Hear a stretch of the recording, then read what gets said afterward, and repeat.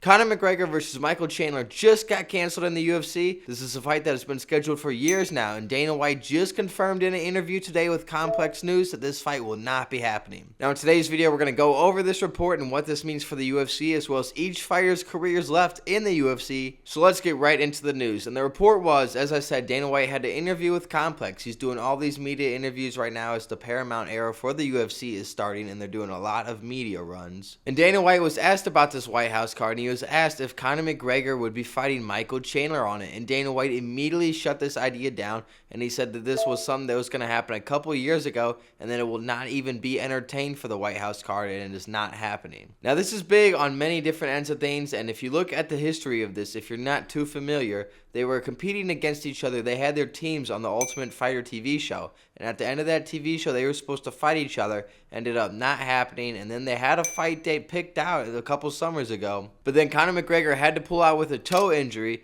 and then they've been teasing, doing news interviews, even with Fox News, saying that they were going to fight each other in the UFC very soon. And Conor McGregor, Michael Chandler, multiple people from the UFC, the media, and everyone seemed to be alluding to the fact that Conor McGregor versus Michael Chandler would take place at the UFC White House card later this year in the month of June. However, as confirmed by Dana White, this is not happening, and this is big because this means that this fight is never going to happen. If there was a time and place for it to happen, it would be the White House card, but now that we are multiple years removed from the Ultimate Fighter where Conor McGregor faced off against Michael Chandler, and now we know that it's not happening at the White House card, there is really no place for this to happen, especially with Michael Chandler in the meantime losing to both Charles Oliveira and Paddy Pimblett. It is just no longer a hyped fight, as a lot of people think that Michael Chandler is too old, past his prime, and just a washed UFC fighter at this point. And looking at Chandler's career, this is really sad. This is a sad way to go out. There was a time in the world before Michael Chandler came to the UFC where he was considered one of the best fighters in mixed martial arts,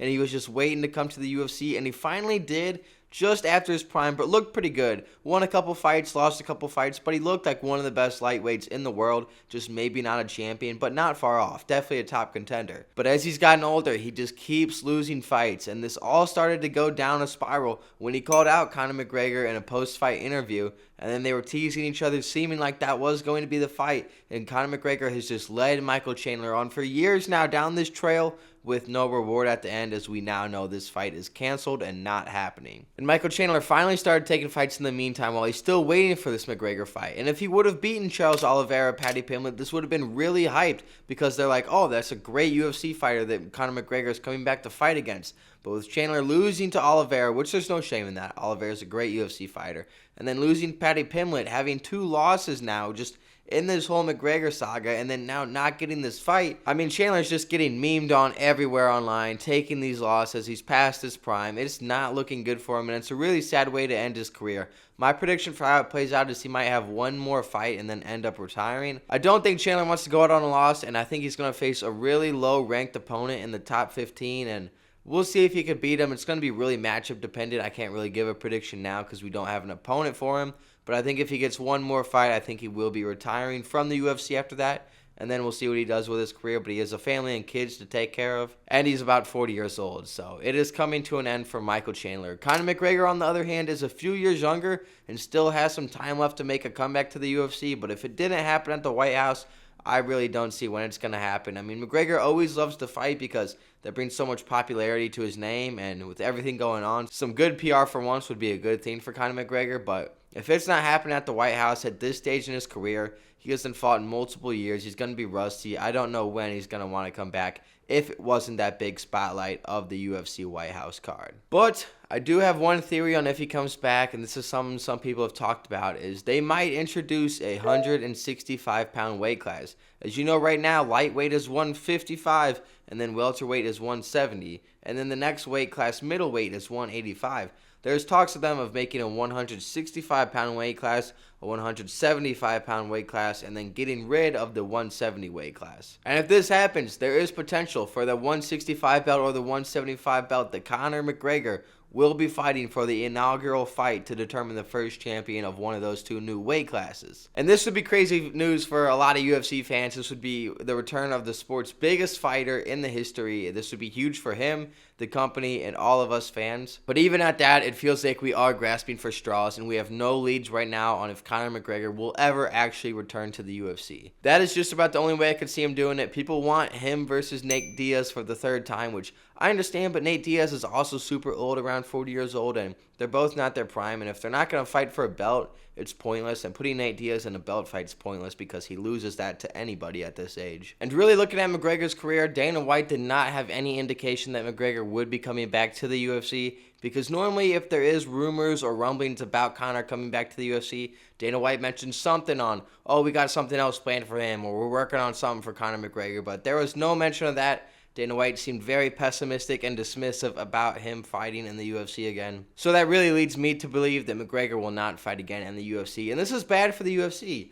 Not just because they're losing McGregor. McGregor's been out of the UFC for years and they're doing fine. But for 2026, the start of this Paramount era, the UFC just got $7.7 billion for 7 years to sign with Paramount, because Paramount believes in the sport and believes in the company. For them to lose this fight is bad, but it's not just this fight. They're losing the Jon Jones fight. Dana White's already saying that he can't trust Jon Jones to come back, so you can count on that fight not happening. He was even asked about it in this Complex interview, and he said that he cannot rely on Jon Jones to show up for a big card like the White House. And then when you look at Ilia Topuria versus Islam Makhachev, Ilia Topuria is on his hiatus from the UFC, which we've covered in a recent video, and then he is likely fighting the winner of Paddy Pimblett versus Justin Gaethje. So that pretty much takes up all of Ilia Topuria's 2026, because he won't come back until the summer at earliest, and then that second fight, if he fights again, would be in winter. So him versus Islam Makhachev is not a fight that's going to happen this year. And then as far as a big women's fight, we were going to have Kayla Harrison versus Amanda Nunes this next weekend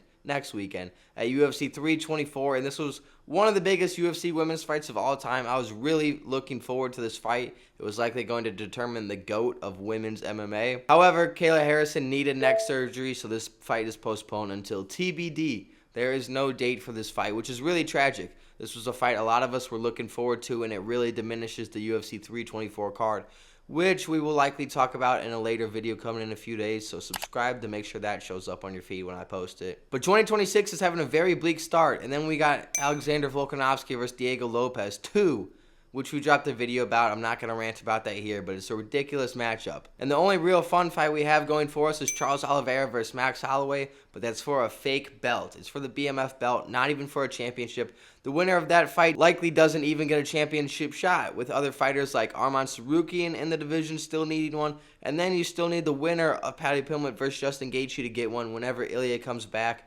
Imagine if Ilya loses and needs a rematch. What are we even going to do with the winner of Oliveira versus Max Holloway? It is getting ridiculous at this point, and we really need some big fights to come through. I mean, maybe there's Aspinall versus Gane too. People are really looking forward to that, but none of them are really superstars in the sport. I think Aspinall has the potential to be, but I don't think he's superstar level yet, like the level of a Jon Jones or McGregor or even Ilia Topuria or Islam Makhachev or Alex Pereira. He's not that level yet. And we might miss that fight depending on how long he takes to recover from his eye surgery he needs. And then who knows, if there's an interim fight in the way and then Gane gets hurt or Gane loses, then we might never get to see Aspinall versus Gane really take place. So it's just not looking good for UFC in 2026 so far. But let me know what you guys think down below. Very interested to hear your thoughts. Is McGregor ever going to come back? What does Michael CHandler do with his career in the UFC at this point? And how do you feel about 2026 for the UFC? But with that being said, thank you guys for watching. Hitting like and subscribe does a ton for this video and the algorithm, so I really appreciate that. And I'll see you guys later this week in the next upload. Deuces.